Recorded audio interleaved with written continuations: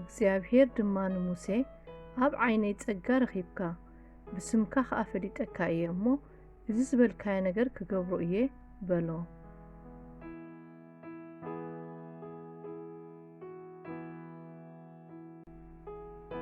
እግዚአብሔር ገጹ የብርሃልካ ጸጋ ኸኣ ይሃብካ።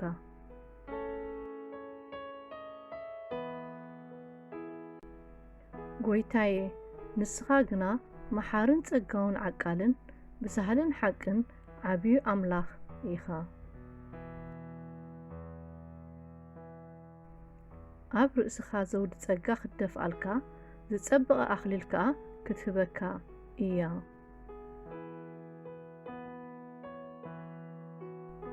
እቲ ቓል ስጋ ኾነ ጸጋን ሓቅን መሊእዎ ኸኣ ኣባና ሓደረ ክብረቱ ድማ ከም ክብሪ ናይቲ ሓደ ወዲ ነብኡ ረኤና።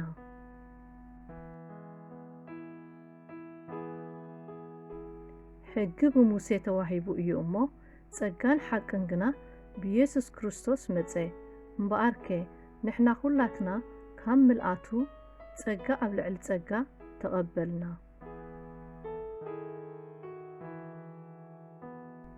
ሐዋርያት ከኣ ብብዙሕ ሓይሊ ብዛዕባ ትንሣኤ ጐይታና ኢየሱስ ክርስቶስ ይምስክሩ ነበሩ።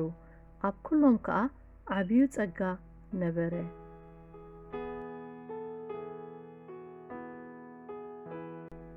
እስጢፋኖስ ድማ ጸጋን ሓይልን መሊእዎ ነበረ እሞ ኣብ ማእከል እቲ ህዝቢ ዓበይቲ ትእምርትን ተኣምራትን ይገብር ነበረ። ንሕናስ ከማታቶም ደኣ ብጸጋ ጐይታና ኢየሱስ ከም እንድሕን ንኣምን ኣሎና። ጉያይን ብጐይታና ኢየሱስ ተቐበልክዋ መልእኽተይን ክፍጽም ወንጌል ጸጋ ኣምላኽ እናመስከርኩ ሕይወተይ እውን በኣይሲ ከም ክብርቲ ገይረ ኣይርእያን እየ። ሕጂ ድማ ንኣምላኽን ነቲ ክሃንጸኩምን ምስ ኩላቶም ቅዱሳን ከረስየኩምን ዝኽእል ቃል ጸግኡን ኣማሕጽነኩም ኣለኹ።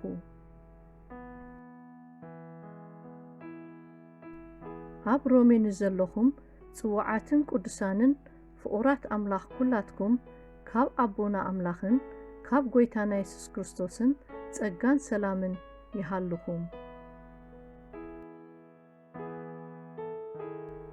ኩሎም ሓጢኦም ክብሪ ኣምላኽ እውን ስኢኖም በቲ ብኢየሱስ ክርስቶስ ዝርከብ በጃ ምሕላፍ ብኸምኡ ብጸጋኡ ይጸድቁ። ስለዚ ካብ እምነት ኣብርሃም ንዝኾነ ኹሉ ዘርኢ ኸኣ እዩ እምበር ካብ ሕጊ ንዝኾነ ጥራይ ኣይኮነን። እታ ተስፋ ክትጸንዕ ብጸጋ ምእንቲ ክኸውንሲ ብእምነት እዩ ዝኸውን። ኣብርሃም ከኣ ኣቦ ኹላትና እዩ። እምበኣርሲ ብእምነት ካብ ጸደቕና ምስ ኣምላኽ ብጐይታና ኢየሱስ ክርስቶስ ሰላም ይሃልወና። ብእኡ ኸኣ ናብዚ ዘለናዮ ጸጋ ብእምነት ምእታው ዝረኸብና ብተስፋ ኽብሪ ኣምላኽ እውን ንምካሕ ኣሎና።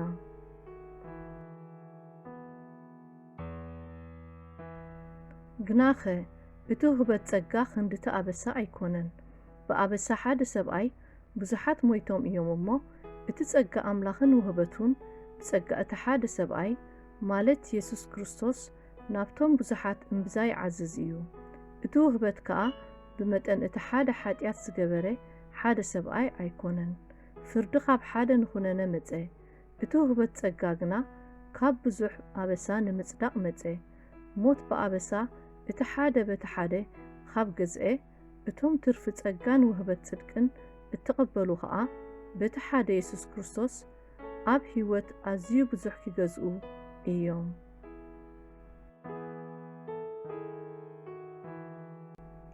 ኣበሳ ምእንቲ ኸዓዘዝሲ ሕጊ ኣተወ። ኣብቲ ሓጢኣት ዝዓዘዞ ግና ኣብኡ እቲ ጸጋ ኣዝዩ ዓዘዘ። ከምቲ ሓጢኣት ብሞት ዝገዝአ ጸጋውን ከምኡ ብኢየሱስ ክርስቶስ ጐይታና ብጽድቂ ንዘለኣለም ሕይወት ክገዝእ እዩ። እምበኣርሲ እንታይ ክንብል ኢና? ጸጋ ምእንቲ ኸዓዘዝሲ ኣብ ሓጢኣት ዶ ንጽናዕ ያ ኣይፋልናን ንሕና ካብ ሓጢያት ዝሞትና ከመይ ኢልና ሕጂ ኣብኡ ክንነብር? ትሕቲ ጸጋ እምበር ትሕቲ ሕጊ ስለ ዘይኮንኩም ሓጢያት ኣይመልከኩምን እዩ እሞ ከም ሞይቶም ዝተንስኡ ርእስኩም ንኣምላኽ ወፍዩ እምበር ንኣካላትኩም ኣጽዋር ዓመፃን ሓጢያት ኣይትግበርዎ። ንኣካላትኩም ሲ ኣጽዋር ጽድቂ ንኣምላኽ ደኣ ግበርዎ።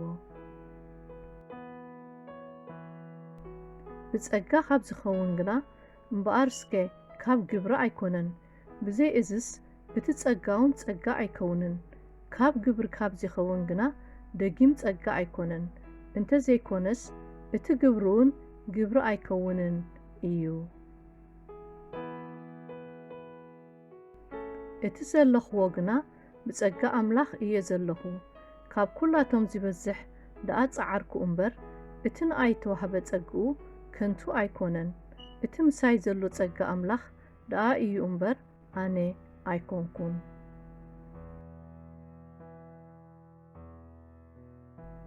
ንስኻትኩም ከኣ ብጸሎትኩም ትድግፉና ኣለኹም።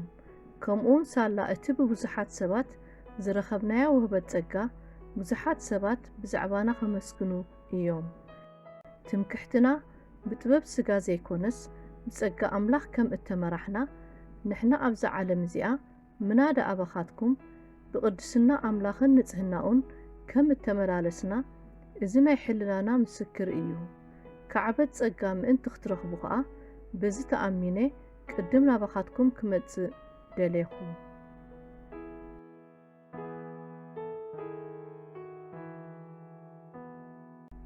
ግና ኸብኹሉ ብእምነትን ብቓልን ብፍልጠትን ብጽዓት ዘበለን ብፍቕርኹም ንኣናውን ከም ዝዓዘዝኩም በዚ ጸጋ እዚ ኸዓ ሕዙዛት ንምዃን ተጠንቀቑ።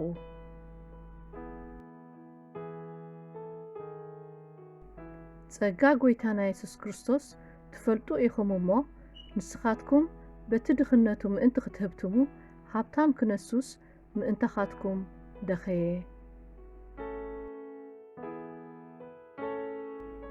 ከምቲ እቲ ጽሑፍ ዘረወ ንድኻታትውን ሃበ ጽድቁ ንዘለዓለም ይነብር ዝብሎ ኣምላኽ ከኣ ምእንቲ ብኹሉ ኩሉ ሳዕ ዝኣክል ኩሉ ሒዝኩም ንሰናይ ግብሪ ኩሉ ጸብለል ክትብሉ ጸጋ ዘበለ ኣባኻትኩም ጸብለል ከብል ይከኣሎ እዩ።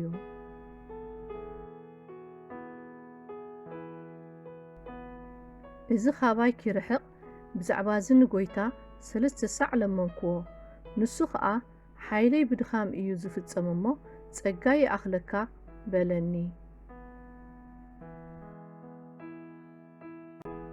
እቲ ኻብ ከርሲ ኣደይ ጀሚሩ ዝፈለየኒ ብጸጋውን ዝጸውዓኒ ኣምላኽ ጽድቂ ብሕጊ እንተ ዝኸውን እምበኣርከ ክርስቶስ ንኸንቱ እዩ ዝሞተ። ኣነስ ጸጋ ኣምላኽ ኣይንዕቅን እየ። ኣቶም ብሕጊ ክትጸድቁ እትደልዩ ካብ ክርስቶስ ተፈለኹም፣ ካብ ጸጋ ወደቕኩም።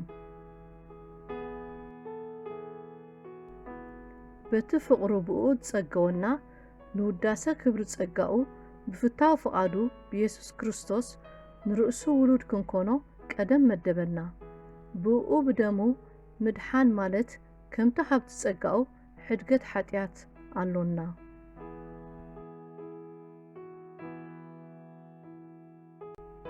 ግናኸ እቲ ብምሕረት ሃብታም ዝኾነ ኣምላኽ ምእንቲ እታ ብኣ ዘፍቀረና ዓባይ ፍቕሩ ንሕና ብበደልና ምዉታት ከሎናስ ምስ ክርስቶስ ሕያው ገበረና። ብጸጋ ኢኹም ዝደሓንኩም።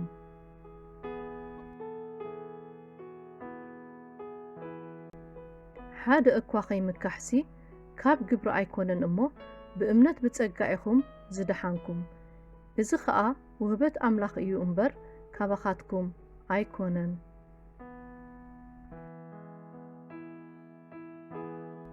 ግናኸ ብመስፈር ውህበት ክርስቶስ ንነፍስ ወከፍና ጸጋ ተዋሂቡ እዩ።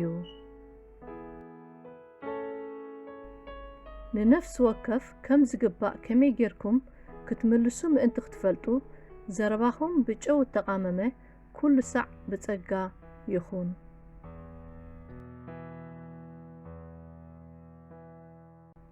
ግናኸ ጎይታና ኢየሱስ ክርስቶስ ባዕሉን እቲ ዘፍቀረናን ብጸጋናይ ዘለዓለም ምጽንናዕን ጽቡቕ ተስፋን ዝሃበና እግዚአብሔር ኣቦናን ብሰናይ ግብርን ቃልን ዘበለ ልብኹም የጸናንዕን የበርትዕን።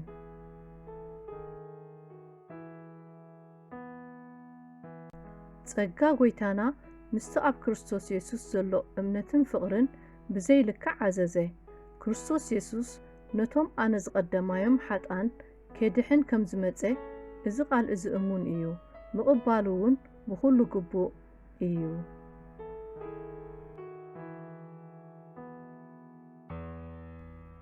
ኣታ ወደየ እምበኣርሲ በቲ ኣብ ክርስቶስ ኢየሱስ ዘሎ ጸጋ ደልድል።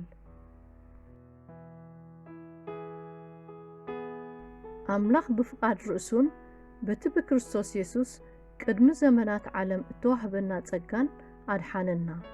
ብቅዱስ ጽዋዓውን ጸዋዓና እምበር ብግብርና ኣይኮነን።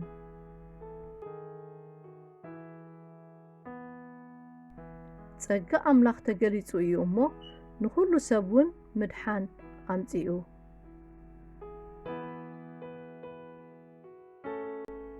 ብጸግኡ ጸዲቕና ብተስፋ ናይ ዘለዓለም ህይወት ወረስቲ ምእንቲ ክንከውንሲ ብመድሓኒና ኢየሱስ ክርስቶስ ገይሩ መንፈስ ቅዱስ ኣብ ልዕሌና ኣብዚሑ ኣፍሰሶ።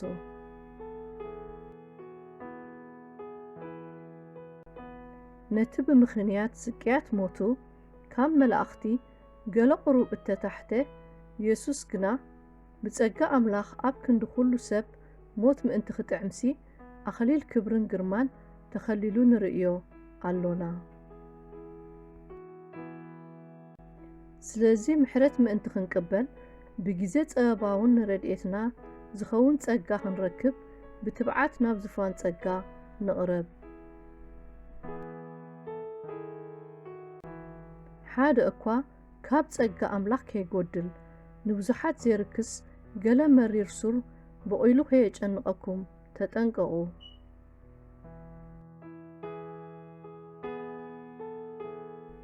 ልብኹም በቲ ነቶም ዝኸዱሉ ዘይጠቕሞም ብልዒ ዘይኮነስ ብጸጋ እንተጸንዐ ጽቡቕ እዩ እሞ ብብዙሕ ዝዓይነቱን ብጋሻን ትምህርቲ ኣይትስሓቱ።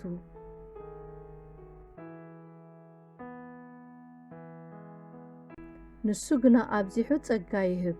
ስለዚ ድማ ኣምላኽ ንዕቡያት ይጻረሮም፣ ንትሑታት ግና ጸጋ ይህቦም ይብል።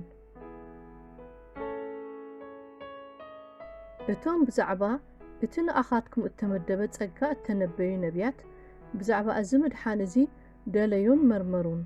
ስለዚ ሓቋቑ ልብኹም ተዓጢቕኩም እናተጠንቀቕኩም ነቲ ብምግሃድ ኢየሱስ ክርስቶስ እትረኽብዎ ጸጋ ምሉእ ተስፋ ግበሩ።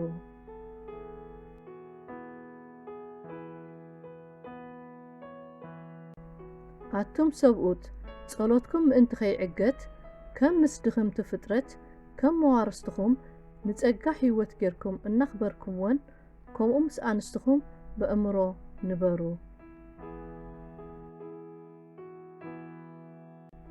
ነፍሲ ወከፍ ከምቲ እተቐበሎ ውህበት ጸጋ ከም ሕያወት መገብቲ ናይቲ ብዙሕ ዝዓይነቱ ጸጋ ኣምላኽ ንሓድሕድኩም ኣገልግሉ።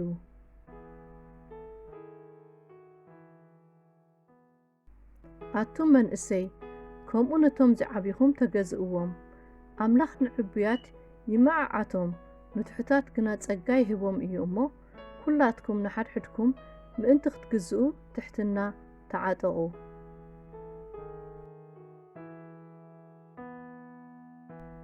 እቲ ብክርስቶስ ኢየሱስ ናብ ናይ ዘለዓለም ክብሩ ዝጽዋዓኩም ኣምላኽ ኩሉ ጸጋ ቁሩብ ጊዜ ሓሰረ መከራ ምስ ጸገብኩም ንሱ ክፍጽመኩም፣ ከጽንዓኩም፣ ከበርታዓኩም፣ ክስርተኩም እውን እዩ።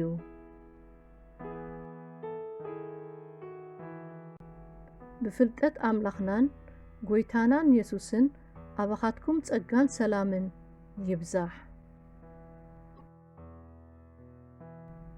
ብጸጋን ብፍልጠት ጐይታናን መድሓኒናን ኢየሱስ ክርስቶስ ደኣዕበዩ። ንኡ ሕጅን ንመዓልቲ ዘለዓለምን ክብሪ ይኹኖ።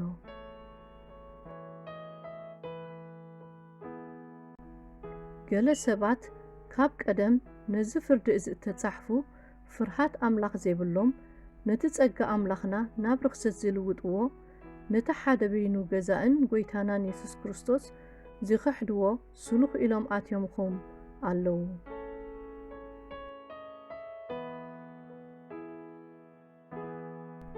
ጸጋ ጐይታና ኢየሱስ ምስ ኩላትኩም ቅዱሳት ይኹን።